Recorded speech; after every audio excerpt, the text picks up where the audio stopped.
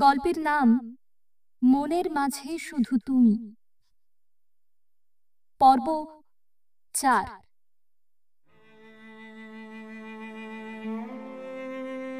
নিরুপমা এই কথা বলে অনুরাগের হাত ধরে ওকে উঠতে বলল।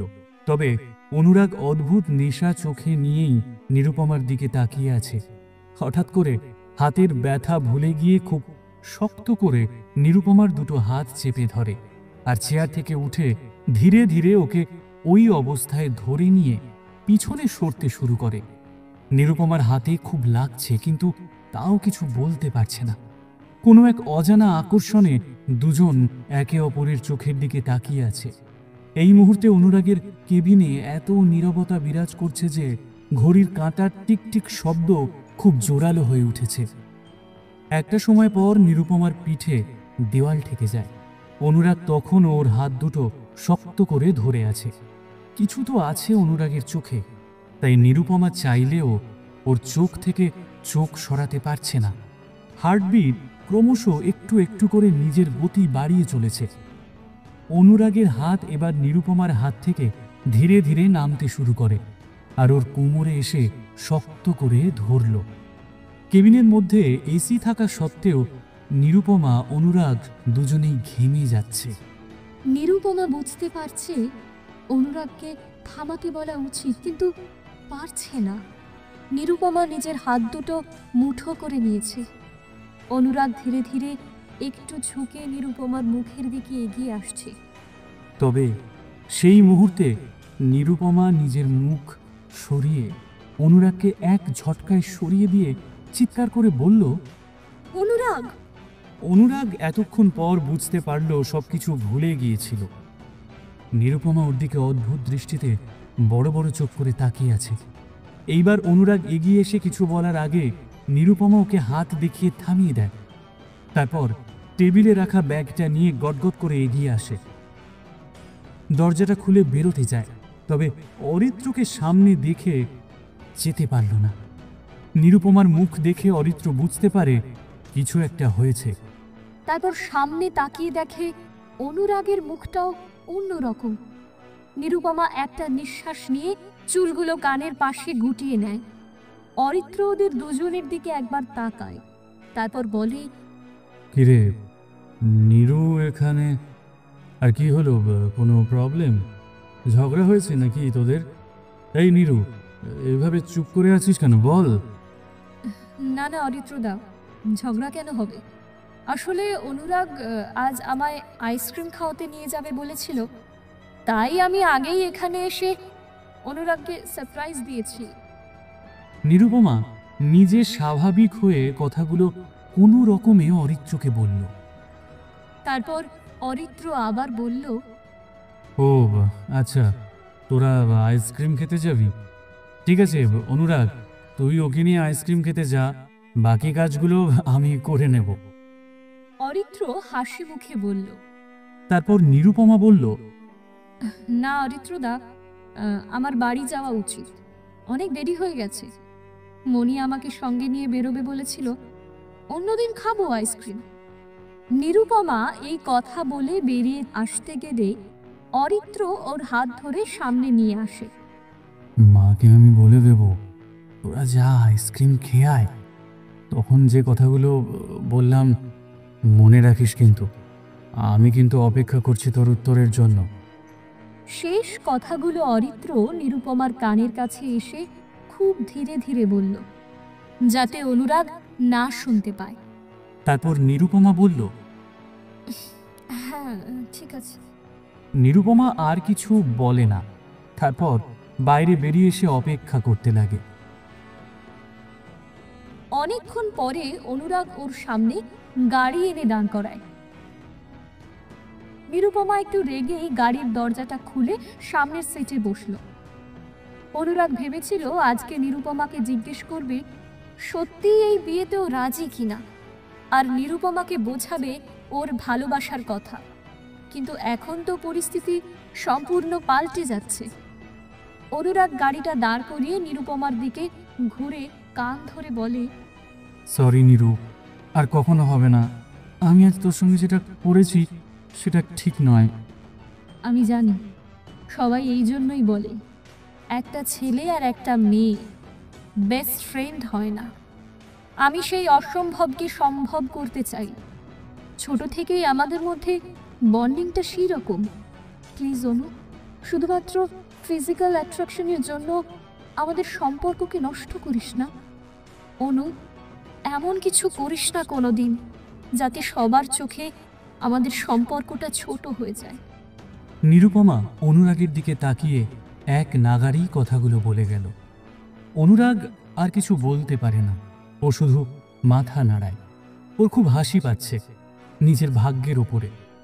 যাকে মনে প্রাণে ভালোবাসে ও, সেই মানুষটা ওর সমস্ত আবেগকে শুধু অ্যাট্রাকশন বলে সম্বোধন করল। একটা জোরে দীর্ঘশ্বাস ফেলে, তারপর গাড়িতে স্টার্ট দেয় অনুরাগ। তারপর কিছু দূর এসে আইসক্রিমের গাড়ির সামনে গাড়িটা দাঁড় করালো। আইসক্রিম খেয়ে বাড়ি ফিরে ঘটল আর এক কাণ্ড। সোফায় খুব সুন্দরী একটা মেয়ে বসেছিল। মেয়েটা অনুরাগকে দেখে সোফা থেকে উঠে এসে ওকে জড়িয়ে ধরে। আর মেয়েটাকে দেখে অনুরাগ বলে উঠল, এ কি মিঠি, তুই এখানে? একদম পুরো সারপ্রাইজ হয়ে গেলাম তো। মিঠি হাসতে হাসতে গড়িয়ে পড়ল। নিরুপমা খুব ভালো করে মিঠিকে ওপর থেকে নিচ পর্যন্ত দেখছে। মেয়েটাকে খুব ভালো করে চেনে নিরুপমা। এই হলো সেই মিঠি যে অনুরাগের সঙ্গে স্কুল কলেজ একসাথে পড়াশোনা করেছে। কয়েক বছর আগে বাবার সঙ্গে মিঠি বিদেশ চলে গিয়েছিল। গতকাল মিঠিরা দেশে ফিরেছে। ওর কাছে অনুরাগের নাম্বার নেই, তাই বাড়ির অ্যাড্রেসে চলে এসেছে। মিঠি আর অনুরাগ কথা বলতে ব্যস্ত হয়ে পড়ে, আর নিরুপমা ওকেই দেখছে। মিঠি এত সুন্দর, স্মার্ট, হাঁটু পর্যন্ত শর্ট স্কার্ট পরেছে, তার সঙ্গে স্লিভলেস টপ, হাতে একটা ঘড়ি আর ঠোঁটে হালকা রঙের লিপস্টিক। তাছাড়া আর তেমন কিছু সাজেনি। অবশ্য এমনিতে মিঠিকে দুধ সাদা রঙে খুব আকর্ষণীয় লাগে। ওর কোঁকড়ানো চুলগুলো হেসে হেসে কথা বলতে গিয়ে ওর মুখের ওপর এসে পড়ছে। অনুরাগের সাথে কথা বলা শেষ করে মিঠি এগিয়ে এসে নিরুপমাকে জড়িয়ে ধরে, তারপর গাল টিপে দিয়ে বলে, হেই নিরু, তুই কি সুইট হয়ে গেছিস। আন্টির কাছে সব শুনলাম। আয় আয়, এদিকে আয়, তোর সাথে কথা বলি। মিঠি নিরুপমার হাত ধরে অরিত্রের পাশে এনে দাঁড় করায়। তারপর খুব আনন্দিত হয়ে বলে, সত্যি আন্টি, তোমার চয়েস আছে বলতে হচ্ছে। দুজনকে দারুণ লাগছে। ঠিক বলেছিস, খুব মিষ্টি লাগছে ওদের। আরাধনা দেবী ছলো ছলো চোখে এগিয়ে এসে ওদের সামনে দাঁড়িয়ে কথাটা বললেন। অরিত্র হঠাৎ এইরকম পরিস্থিতিতে একটু অপ্রস্তুত হয়ে যায়। নিরুপমা মিঠিকে দেখছে আর হাসছে। অনুরাগ নিজেকে সামলাতে পারছে না, হাত মুঠো করে ধরে হেঁটে ওপরে চলে যায়।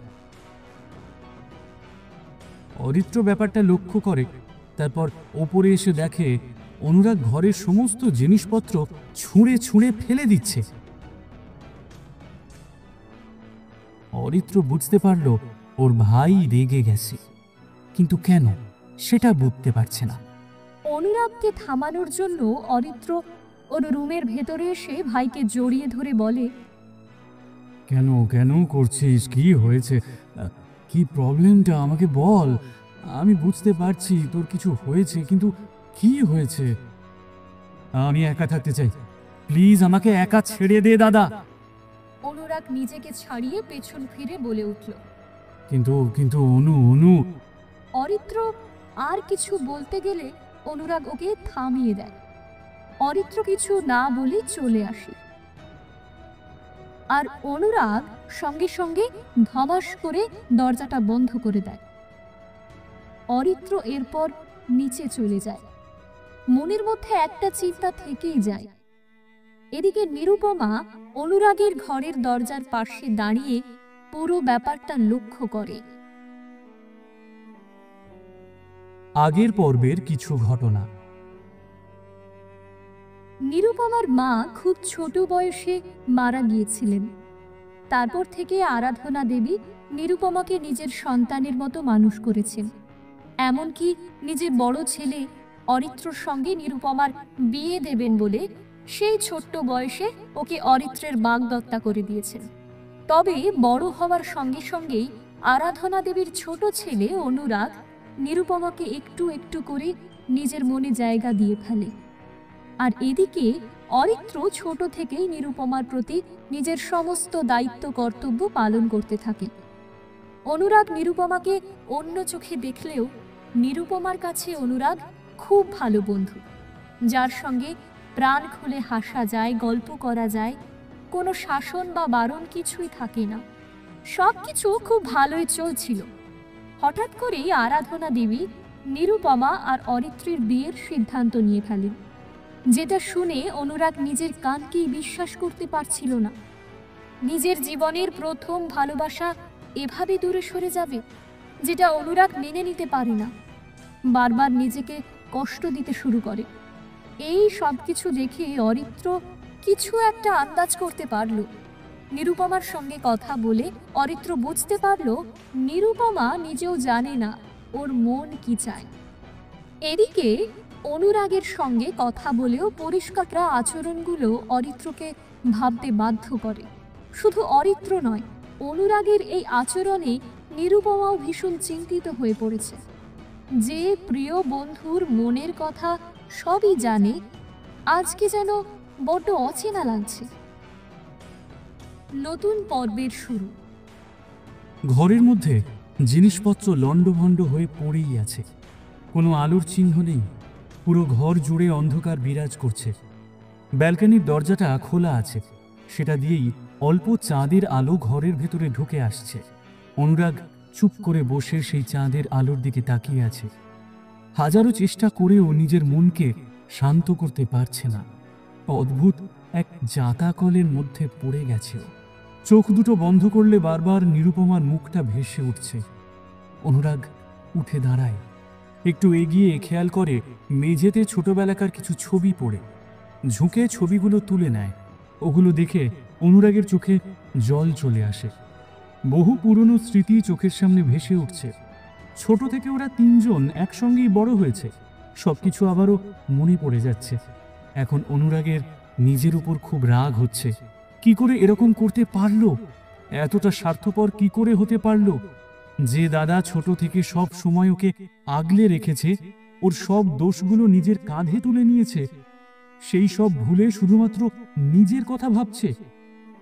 এবার অনুরাগ ওর অরিত্রর ছোটবেলার একটা খেলার ছলে তোলা ছবিটাকে বুকের মাঝে জড়িয়ে ধরে। অনেকক্ষণ ধরেই সবাই এসে ওকে রাতের খাওয়ার জন্য ডেকে যাচ্ছে, কিন্তু অনুরাগ দরজা খোলেনি। এমন সময় হঠাৎ অরিত্রর গলার আওয়াজ পেয়েই অনুরাগ তাড়াতাড়ি এগিয়ে এসে দরজা খুলল। অরিত্র হাতে খাবার প্লেট নিয়ে অল্প হেসে বাইরে দাঁড়িয়ে আছে। অনুরাগ ওর দাদার দিকে কিছুক্ষণ তাকিয়ে হঠাৎ করেই দাদাকে জড়িয়ে ধরল। অরিত্র এক হাতে ভাইকে ধরে বলে, অনেক রাত হয়েছে, নে কিছু খেয়ে নে। মিঠি যাওয়ার সময় তোকে ডাকতে এসেছিল, পরে সব কথা বলছি, নে আগে খেয়ে নে তো। অরিত্র অনুরাগকে ধরে ঘরের ভেতরে নিয়ে আসে। তারপরে আলো জেলে ঘরের চারদিক ভালো করে দেখে নেয়।